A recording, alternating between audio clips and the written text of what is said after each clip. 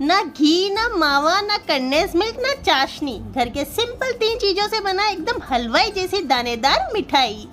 Hello दोस्तों, आज बिंदियाज kitchen में मैं आपके लिए लेकर आई हूँ त्योहार स्पेशल सुपर टेस्टी झटपट बनने वाली एकदम सॉफ्ट जूसी दानेदार कलाकंद बर्फी की रेसिपी। इस मिठाई की सबसे खास बात कि घर के सिंपल 3 इंग्रेडिएंट से सिर्फ 10 मिनट में ये मिठाई तैयार होगी और खाने में इतनी जबरदस्त टेस्टी होगी कि इसके आगे बाजार की मिठाइयाँ भी फेल है। तो चलिए बिना देर के सुपर टेस्टी लाजवाब मिठाई को बनाना शुरू करते हैं। हेलो दोस्तों, मैं बिंदिया भागनानी और आप सभी का बिंदियाज किचन में स्वागत है।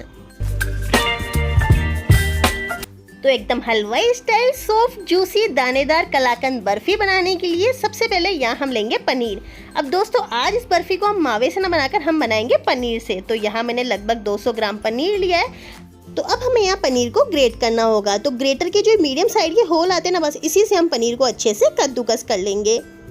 यकीन मानिए दोस्तों, आज बिना घी बिना मावा के इस पनीर से हम इतनी टेस्टी सी बर्फी तैयार करेंगे जिसमें एकदम मावे जैसा टेस्ट और टेक्सचर आएगा। अब यहाँ मैंने बाजार वाला पनीर लिया है, आप यहाँ चाहे तो होममेड पनीर भी ले सकते हैं। और पनीर की सुविधा उपलब्ध ना हो तो आप जो घर में छेना तैयार करते हैं ना, हम दूध फाड़ के, आप यहाँ वो भी ले सकते हैं। तो यहाँ मैंने पनीर को अच्छे से कद्दूकस कर लिया है। तो अब इसे हम रखते हैं साइड में और देखते हैं नेक्स्ट स्टेप। तो अब हम यहाँ लेंगे कढ़ाई और इसमें हम डालेंगे दूध। तो दोस्तों, यहाँ मैंने आधा कप दूध लिया है। अब दूध यहाँ रूम टेम्परेचर पर होना चाहिए। आप यहाँ चाहे फुल फैट मिल्क या नॉर्मल मिल्क कोई भी ले सकते हो, पर ध्यान रहे दूध एकदम रूम टेम्परेचर पर होना चाहिए, गर्म बिल्कुल नहीं होना चाहिए। अब गर्म क्यों ना हो उसका रीज़न मैं आपको आगे बताती हूँ। तो अभी यहाँ मैंने कढ़ाई को गैस पर बिल्कुल नहीं रखा है, इससे हम इसी तरह से प्लेटफॉर्म पर रखेंगे। और अब हम इसके अंदर डालेंगे मलाई। तो दोस्तों, यहाँ मैंने 2 बड़े चम्मच फ्रेश दूध की मलाई लिए। मलाई दोस्तों ध्यान रहे खट्टी बिल्कुल नहीं होनी चाहिए। अब आज हम इस मिठाई के अंदर घी बिल्कुल यूज़ नहीं कर रहे, तो घी की जगह यहाँ हम यूज़ कर रहे हैं मलाई।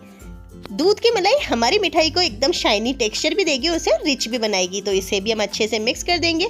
दोस्तों, यहाँ मलाई भी एकदम ऑप्शनल है, अगर आपके पास हो तो डालें, नहीं हो तो आप इसे स्किप भी कर सकते हैं। तो इसे मैंने अच्छे से मिक्स कर लिया है।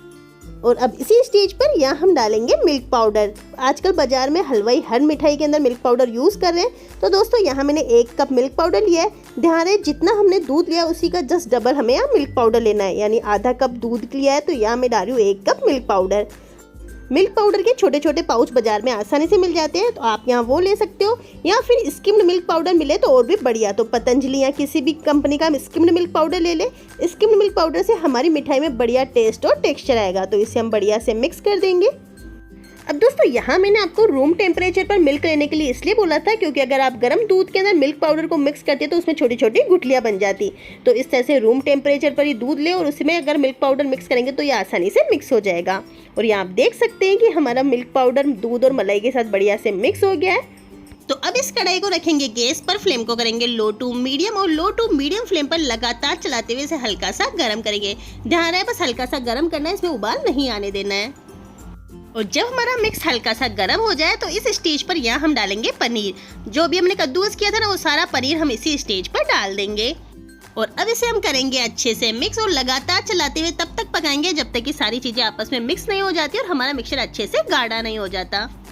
दोस्तों, ध्यान रहे फ्लेम को बिल्कुल लो टू मीडियम ही रखिए और इसे लगातार चलाते रहे, वरना हमारा मिक्सचर नीचे से चिपकने लगेगा।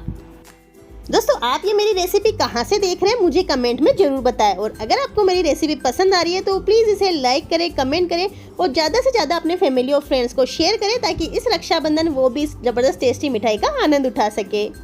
और ये देखिए, यहाँ हमारा मिक्स गाढ़ा होना स्टार्ट हो गया है। तो इसे हम थोड़ी देर और पका लेंगे जिससे सारा दूध अच्छे से अब्जॉर्ब हो जाए और हमारा मिक्सचर एकदम दानेदार हो जाए।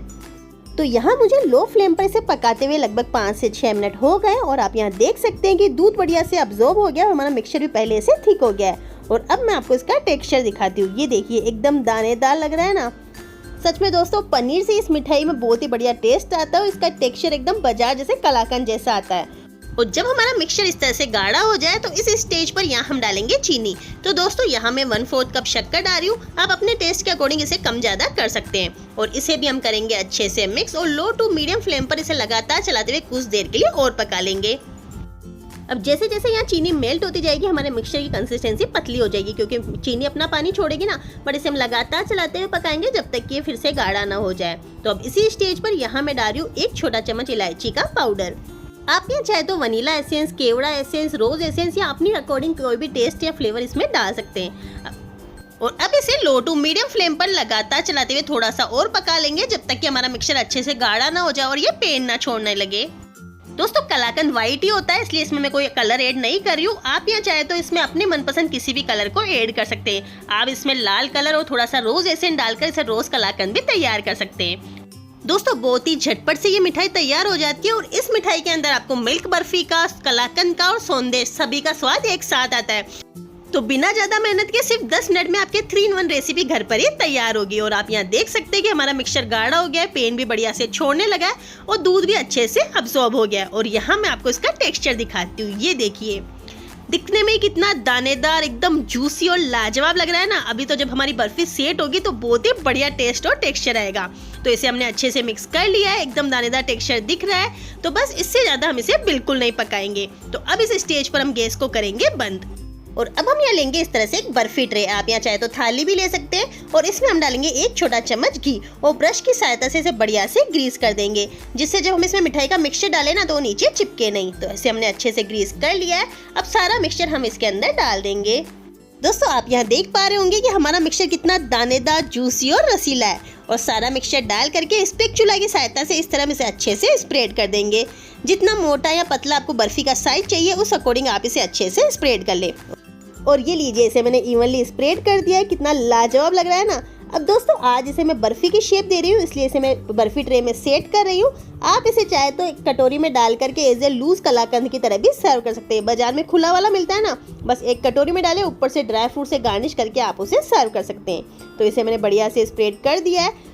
और अब इसे हम गार्निश करेंगे ड्राई फ्रूट के साथ। तो यहाँ मैंने 2 बड़े चम्मच पिस्ता की कतरन ली है और इसे हम इसके ऊपर अच्छे से स्प्रेड कर देंगे।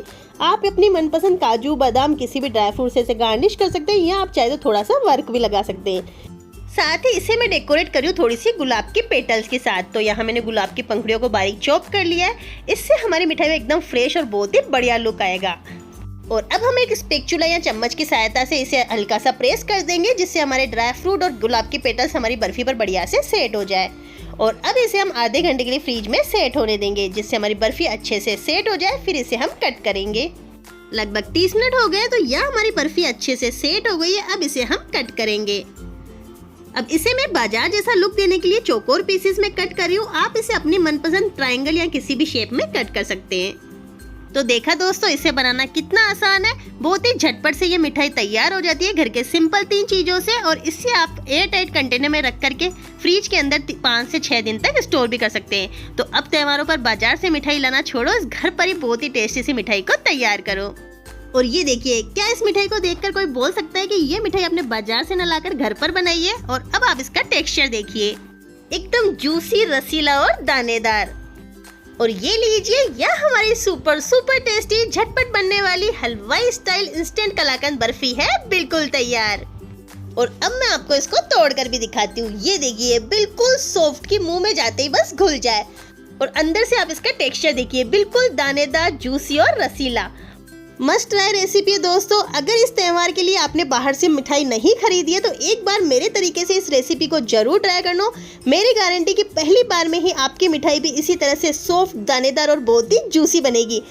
उम्मीद करती हूँ दोस्तों आपको ये रेसिपी पसंद आई होगी। रेसिपी पसंद आई है तो प्लीज़ इसे लाइक करें, कमेंट करें, ज़्यादा से ज़्यादा शेयर करें। और अगर आप मेरे चैनल पर नए हैं तो प्लीज़ मेरे चैनल को सब्सक्राइब करना बिल्कुल ना भूलें। जल्दी मिलते हैं नई और इंटरेस्टिंग रेसिपी के साथ। तब तक के लिए धन्यवाद।